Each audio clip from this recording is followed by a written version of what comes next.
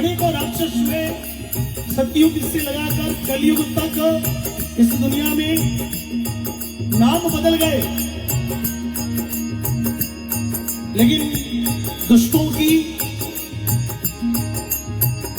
इस धरती पर दुष्टों की कमी नहीं। आज भी सत्य सनातन हिंदू परंपरा को तोड़ने के लिए हजारों शक्तियां आज भी लगी और हजारों शक्तियां सैकड़ों वर्ष पहले भी थी, हजारों शक्तियां सतयुग में भी थी, त्रेता युग में भी थी, द्वापर युग में भी थी।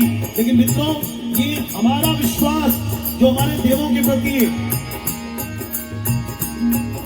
ये राणा जी का दरबार सिर्फ और सिर्फ एक सड़क के किनारे एक कमरे में बैठी दो मूर्तियां नहीं है। इन मूर्तियों के पीछे बलिदान का इतिहास है, जो धर्म के लिए लड़ता, जो पीड़ित, शोषित, वंचित लोगों के लिए लड़ता। मैं आपको देवी का भजन सुना रहा हूं। बहुत सारे राक्षसों के नाम आपने सुने होंगे और उन राक्षसों में एक नाम है रक्त बीज। आप में से कितने लोगों ने रक्त बीज का नाम सुना हुआ है? कोई बतावे कि रक्त बीज नाम का एक दुष्ट हुआ था। शंकर भगवान का वरदान मिल गया। रक्त बीज ने भोलेनाथ की भक्ति की और भोलेनाथ ने एक दिन रक्त बीज को वरदान दे दिया, चाह तू कभी नहीं मरेगा। सुनिएगा, बोले भगवान कैसे? बोले कोई तेरे को मारेगा और तेरे खून की बूंद धरती पर गिरेगी तो उस गिरती हुई बूंद से धरती पर पड़े हुए खून से तेरे जैसा जैसा वैसा एक और राक्षस पैदा हो जाए। रक्त बीज को वरदान मिल गया। रक्त बीज अन्याय और असत्य के मार्ग पर चल पड़ा, ऋषि मुनियों को सताने लगा, ऋषि मुनियों के यज्ञों को भंग करने लगा, बहन बेटियों के साथ में अत्याचार करने लगा, धर्म की हानि करने लगा, जीव जंतु पशु पक्षियों को सताने लगा। सारी दुनिया के लोग रक्त बीज के डर से डरने लगे, कांपने लगे, यानी चारों तरफ त्राहिमाम हो गया।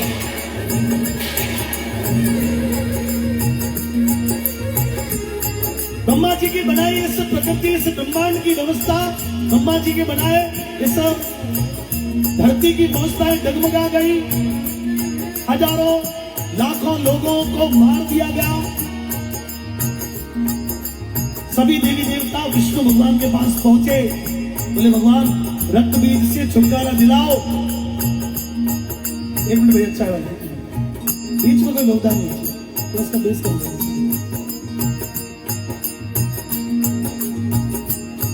लेकिन विष्णु भगवान भी विवश है, बोले कि देखो जिसको वरदान भोलेनाथ ने दे दिया है, मैं अब उसका कुछ नहीं कर सकता,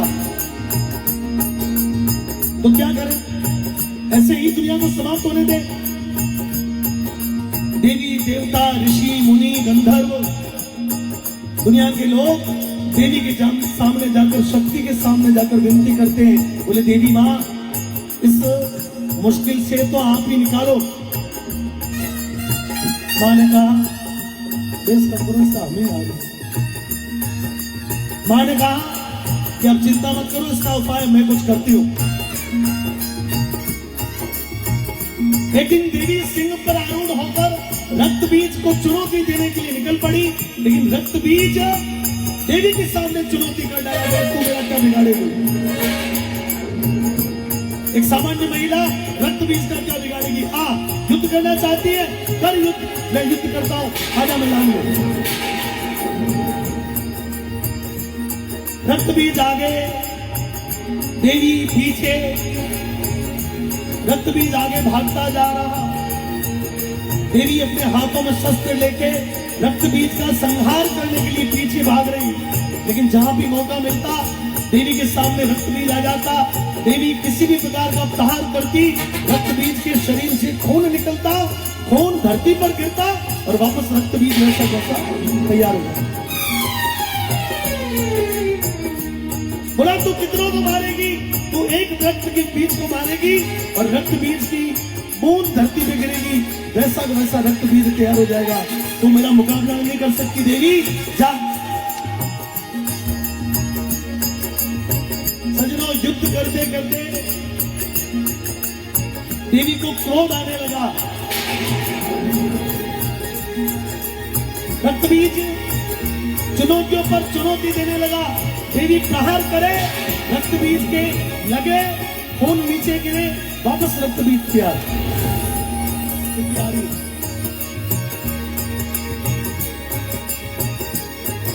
देवी क्रोधित होते होते होते होते इतनी क्रोधित हो गई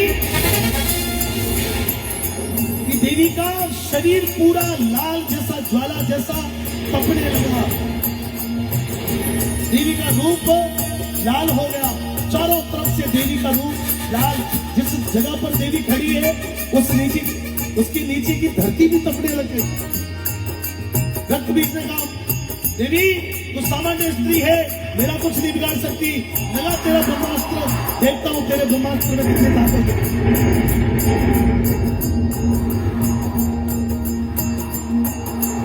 चुनौती मिली तो देवी को और क्रोध आया। टेम्परेचर बढ़ते बढ़ते देवी इतनी गर्म हो गई, इतनी लाल हो गई, उसके क्रोध से आसपास के पेड़ पौधे जल गए। जिस धरती पर देवी खड़ी है, सामने रक्त बीज खड़ा है, देवी इतनी तपी कि धीरे धीरे नीचे वाली धरती भी लाल होने लग गई। और वो तपती तपती धरती का जो आकार है, उसकी परिधि है, वो और फैलने लगी। तपते तपते धरती इतनी लाल हो गई।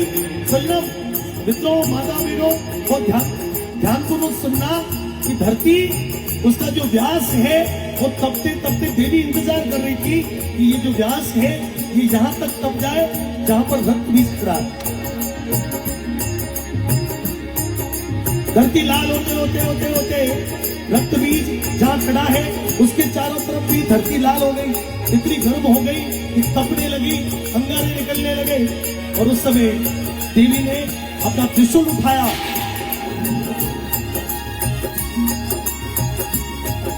अब त्रिशूल उठाकर एक ही बार रक्त बीज पर किया। रक्त बीज के शरीर से सारा खून निकल गया। लेकिन मित्रों, होना क्या था कि वो खून धरती पर गिरेगा तो बस वापस वैसे ही रक्त बीज तैयार हो जाएंगे।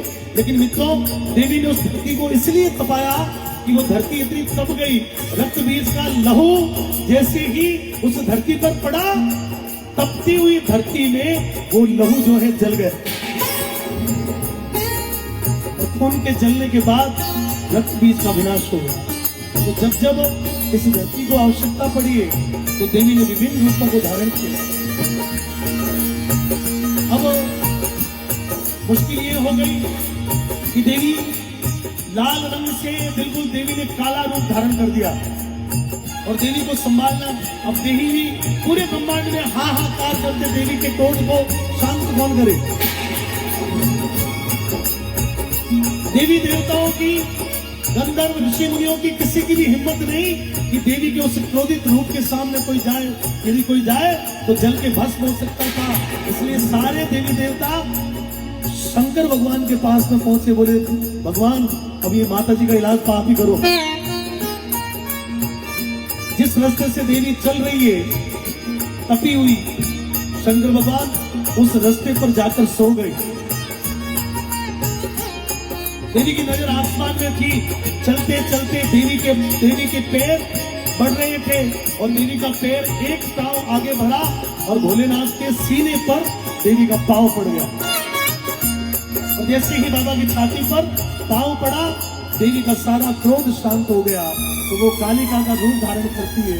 चंडमुंड जैसे राक्षस को मारने के लिए चामुंडा का रूप धारण करती है। तो देवी जब हमको अनाज भोजन की आवश्यकता होती है तो देवी अन्नपूर्णा का रूप धारण कर लेती है। जब हमारे जीवन में कहीं न कहीं निराशाओं के बादल आते हैं तो देवी आशापूर्णा का रूप धारण करके हमारे जीवन में आशाएं मंगाती है। जब हमको दूध, दही, घी, अमृत की आवश्यकता होती है तो देवी गाय का रूप धारण कर लेती है। जब ममता और प्रेम की आवश्यकता होती है तो जन्म देने वाली माँ का रूप धारण कर लेती है। तो देवी जो है वो विभिन्न रूपों में इस धरती पर है। मैं चाहता हूँ एक बार दोनों हाथों को उठाकर मेरे साथ में बोल देना।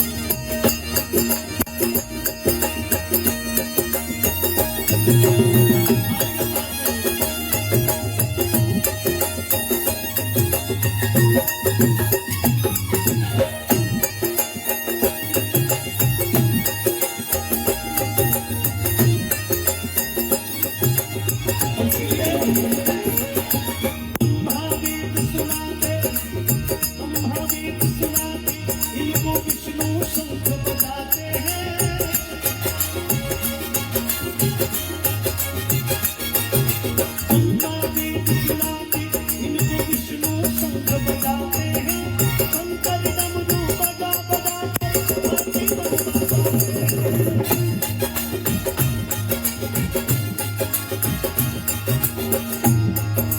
गंगा वेद सुनाते इनको विष्णु शंख बजाते हैं, शंकर डमरू बजा बजा कर आरती महिमा गाते हैं।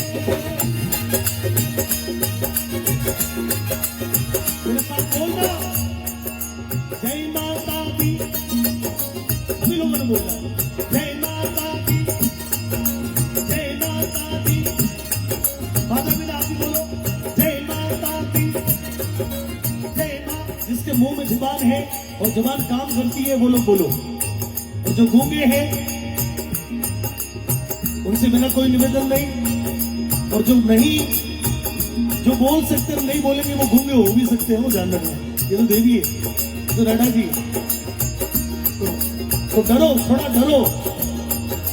जय माता दी, जय माता दी, जय माता दी, जय माता दी। गूंज रहो है भारत की माता को।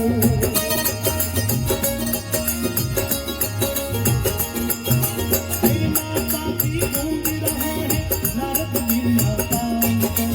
जय माता दी, गूंज रहा है भारत की माता को, भारत की माता को, भारत की माता को, भारत की माता को।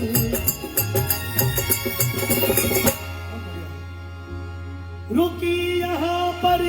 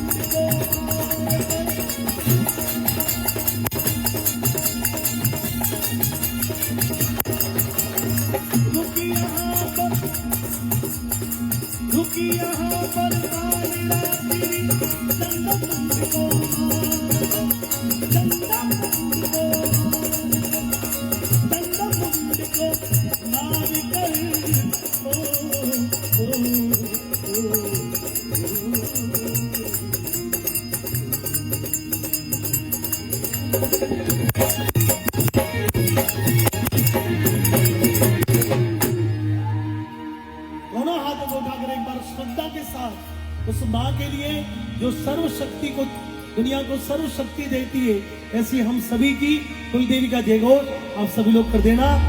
बोलिए अम्बे माँ की। तालियां बजानी है तो 2-4 मत बजाओ। मैं